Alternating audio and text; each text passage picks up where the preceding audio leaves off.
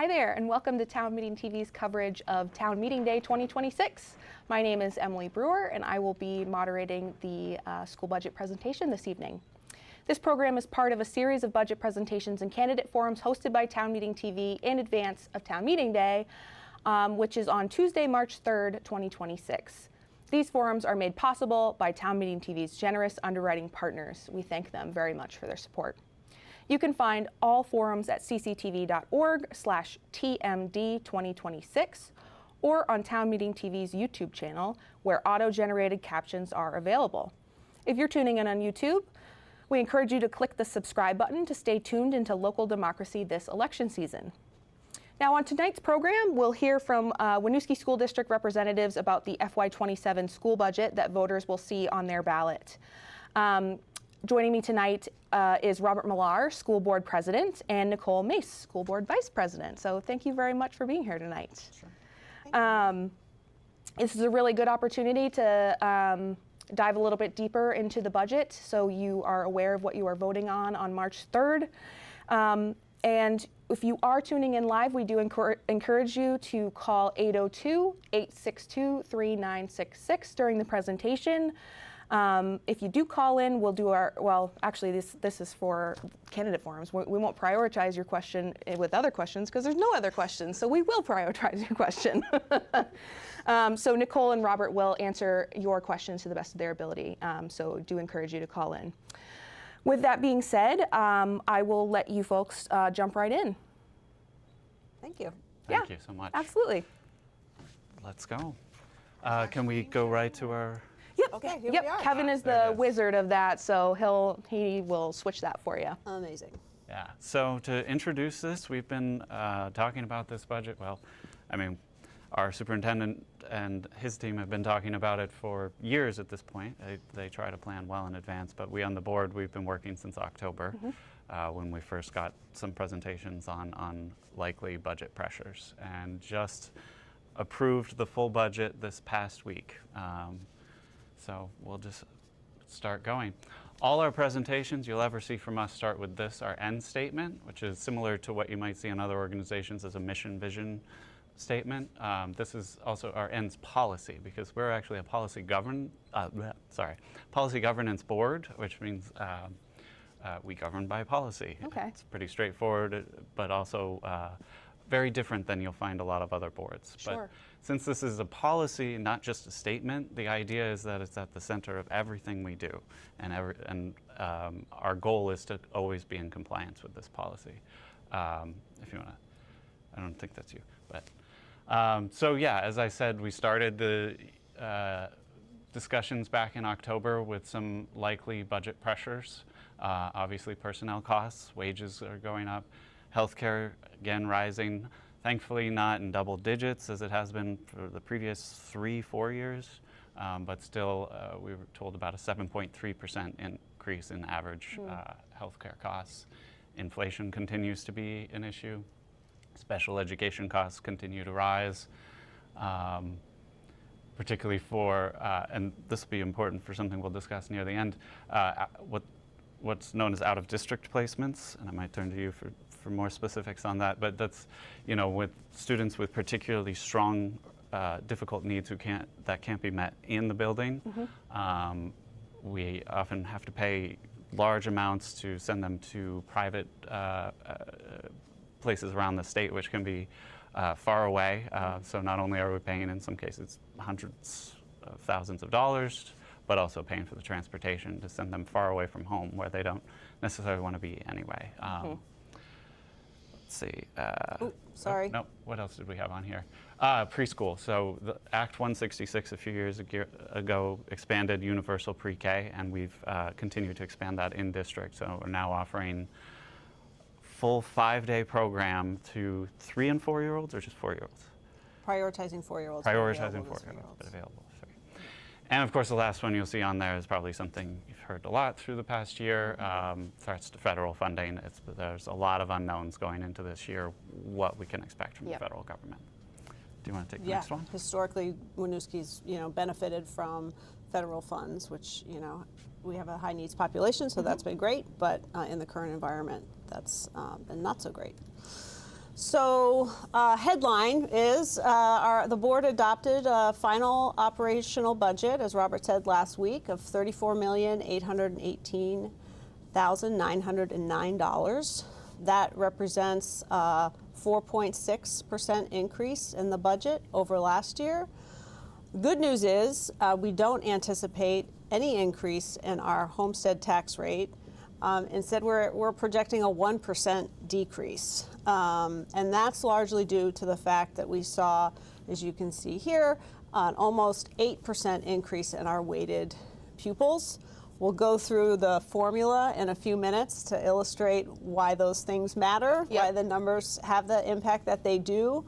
But, you know, I want to assure folks, as Robert said, we've been working on this since October. We looked at a lot of different scenarios, including one that was level services, and that would have had an increase in our tax rate. And so this budget reflects both a series of compromises and some key investments that sort of, I think, balance the needs of our students while also making sure our taxpayers are, you know, in this case, fortunately, seeing a decrease this year. Great.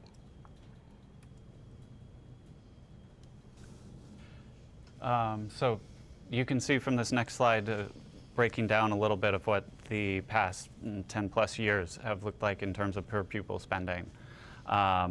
It may be confusing to see that cliff there. That was when Act 127 came into effect, and how students were weighted was dramatically changed, which had a huge increase on our budget because the weights are all around the various needs of students, like students who are in poverty, students who are multilingual learners, special needs students, things of that nature, and our district has a large percentage of all three. So finally getting those weights changed made a huge difference that year in our per pupil spending. And you can also see it's actually gone down a little bit. Well, no, this is the tax rate. Sorry. But because that per pupil spending will dip a little bit, thanks to the changes in weights, we'll see the same on our tax rate. Okay. A penny isn't very much, but you know, we do what we can. It's also important throughout this presentation to remind folks this is based on the information we currently have from the legislature. They are going to do all they usually do every year, and perhaps other things, you know, with all that's happening with ed reform. So we don't know how that could affect, but this is based on the data we have from them right now. Could you explain that a little bit more in terms of like what exactly that means, and also like, is there a typical like timeline in terms of when you'll know for sure?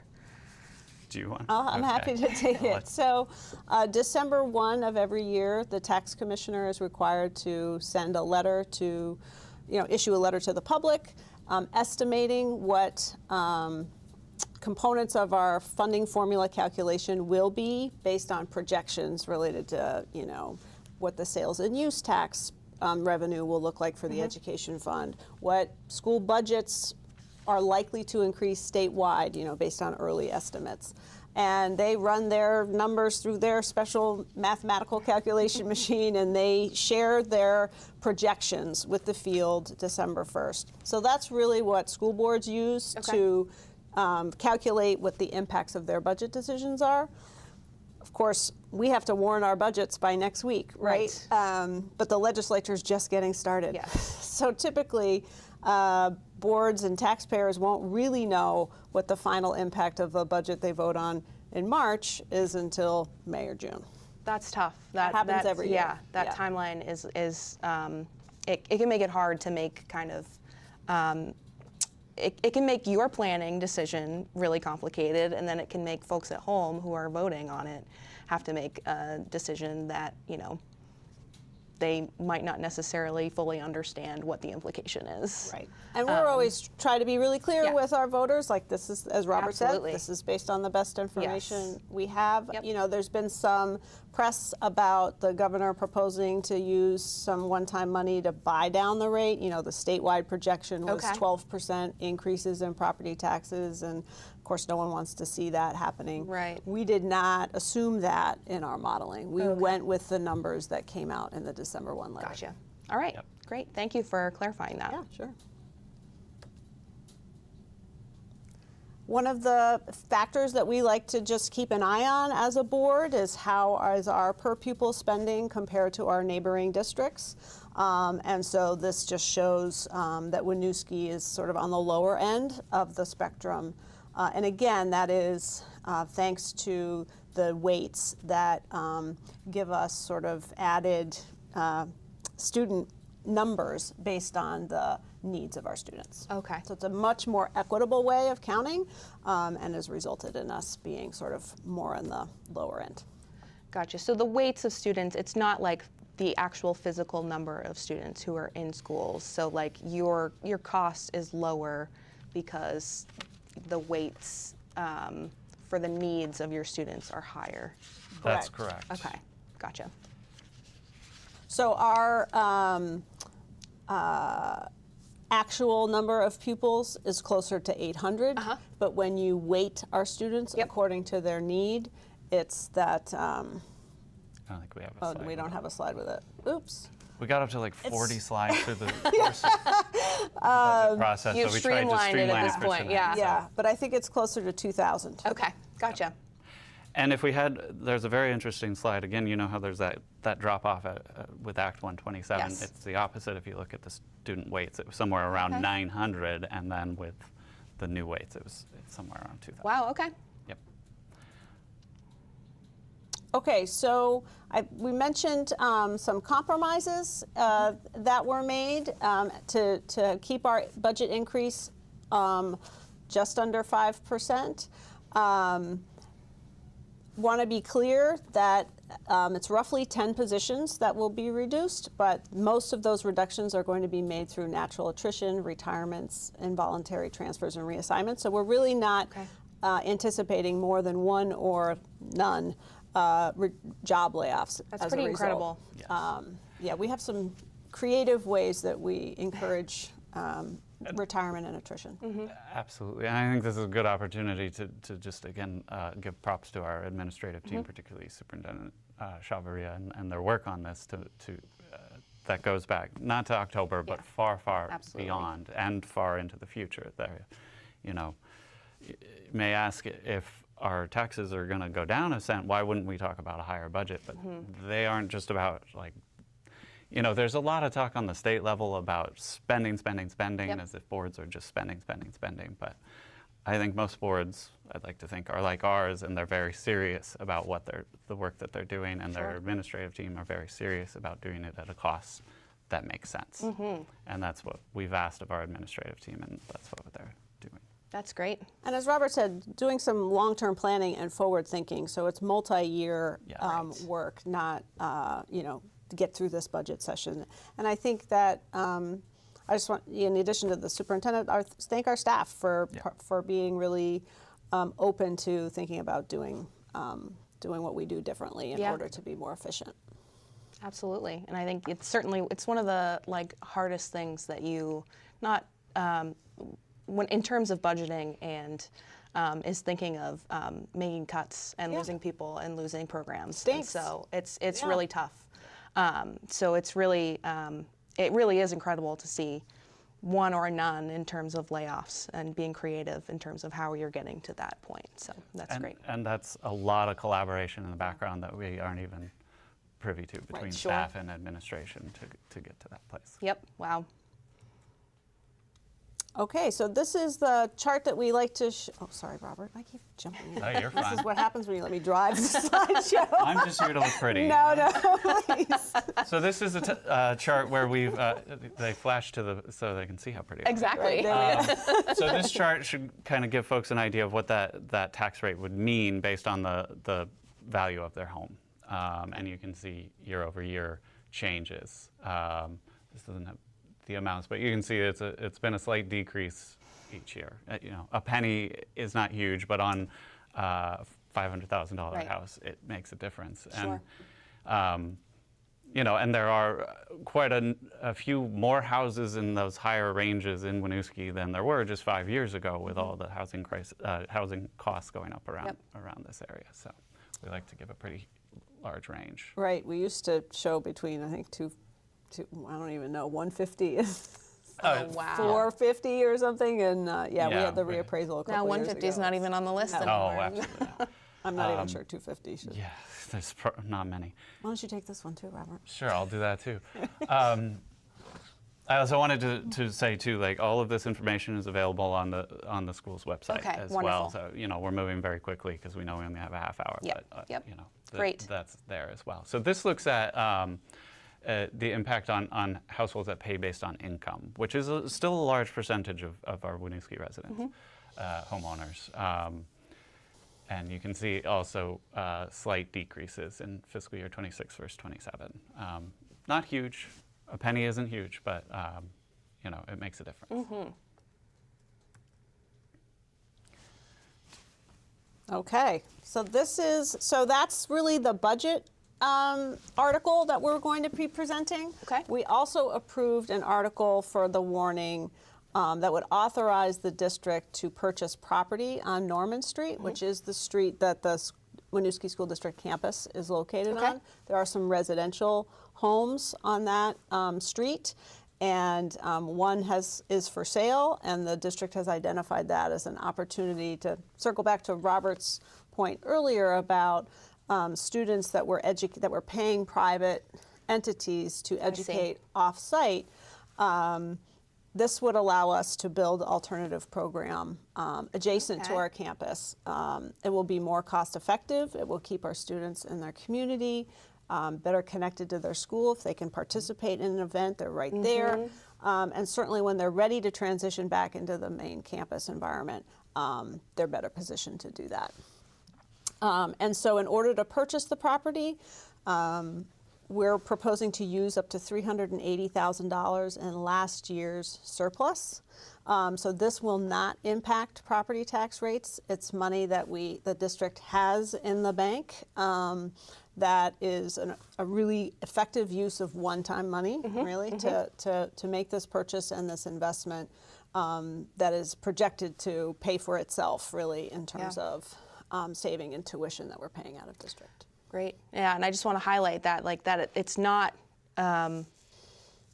new money you're asking for. You already have it. It's up from last year's budget, and like you mentioned, it's for services that cost the district a lot of money, and if you can keep them local for many reasons, it's a plus. So yeah, I think it's important to highlight, this money we already have. We already have it. Yeah. Your taxes have already paid for it. This is a good way to lower your taxes in future years. Great. Yeah. And by the way, a lot of programs, there's a lot of demand for these programs, and so we do have students who, are on wait lists who aren't actually getting the services that they need. Gotcha. So this is, I think, again, a really creative, forward-thinking proposal brought to the board. Absolutely. And, we're excited about it.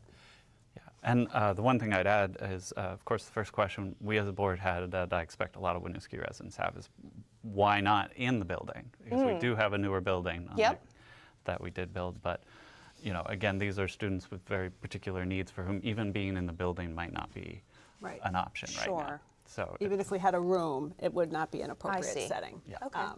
And that's determined by, a whole team of people that make that determination. Okay, that makes sense. Yep. Yeah. So last slide is really looking at some upcoming budget events. Robert, do you want to talk about these? Sure. So the biggest one, as we typically do, we'll have a joint community dinner with the city, and this year that's going to be February 3rd at 5, and we're going to be hosting at the district, so in the cafeteria at the district. Great. As opposed to the O'Brien Center, which may be a little bit under construction, I think, or something. But we might be doing it a little different. We're not going to force people to sit through long presentations. Like this one? Like this one, since this is already available and it's all on the website. Yep. It might be a more passive approach where we're just available at tables or maybe sitting with people and having conversations. Yeah. I think especially when it comes to some of the stuff in here, it gets really complicated. Yes. So to be able to have that one-on-one time and just and not be embarrassed to ask a question. Right, I mean, that's the thing. I don't like that. Exactly, yeah, that's a great opportunity. Exactly, and as we always do in Winooski, there will be good food here from local restaurants. Wonderful. I love that. We're also planning to do some one-on-one kind of situations at our local coffee shops. Those haven't been scheduled yet, but keep an eye out on Front Porch Forum. Also, as always, as per charter, we'll have our annual meeting and presentation the night before Town Meeting Day, and that again will be at the school at the Performing Arts Center. And of course, don't forget to vote on March 3rd. All right. I know you mentioned earlier you can find this budget presentation on the Winooski School District's website. If folks have any questions about upcoming events or they can't make these events and would like to talk to you or ask questions, what is the best way to contact you? Yeah, they can always email me, rmillar@wsdvt.org. Okay. Remember that right? Okay. That's right. Awesome. And then I'm curious, in the planning process for the budget, before it was approved by the board to be on the ballot, what did the process look like in terms of getting community feedback about priorities around what they wanted to see with the budget? Sure. So, you know, one of the things we do every year, which is kind of unique, but I think more boards are doing it, or at least the VSBA made me speak about it the last We'll see. conference I was at, is we have budget buddies who join us, who each of us, in theory, invite somebody from the community to join us at the table. Fascinating. To participate just like board members, and hopefully then go out into the community and share how it went. And this year, we also had students from our anti-racism steering committee joined us for the whole process. Cool. Which was great. They had some really good questions that I think had us all really thinking. That's incredible. And I think will help us inform going forward how we Sure. communicate with the public.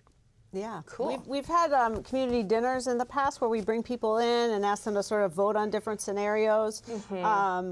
The attendance at those hasn't been super great, so we're really doubling down on the budget buddy model because Cool. it really seems to, you know, people leave, I think, feeling like they really understand what's pretty complicated stuff a lot more deeply. And you know, if you empower somebody like that, then they're going to go tell everybody in their circles and in their communities. Exactly. One of our budget buddies came with me and another board member to the senior center when we had Awesome. a lunch last week. That's really cool. Okay, we did I like get to some hear that. input from the senior center before we adopted the budget. Right, that was the same day. Yeah. All right. Well, is there anything else that you'd like to share before we close this presentation? I don't think so. Just, Cool. yeah. Thanks for listening. Absolutely. And we look forward to earning support for the budget and the purchase of the property over the next few weeks. Yes. Well, thank you so much, Robert and Nicole, for being here and giving this, you know, very high-level overview of the school budget, so that folks can make a informed decision when they get to the polls. And I want to thank folks at home for tuning into Town Meeting TV's ongoing coverage of local candidates, budgets, and ballot items. You can find this and many more forums at cctv.org/TMD2026 or on Town Meeting TV's YouTube channel. Don't forget to cast your ballot, you know, either or. On Town Meeting Day on or before March 3rd, then tune in to Town Meeting TV's results recap show that evening starting at 7 p.m. You can contact your local clerk to find out how to obtain a ballot and to register to vote. And in case you didn't know, in Vermont, you can register to vote on Election Day. So thanks again for watching and sharing Town Meeting TV. We'll see you next time.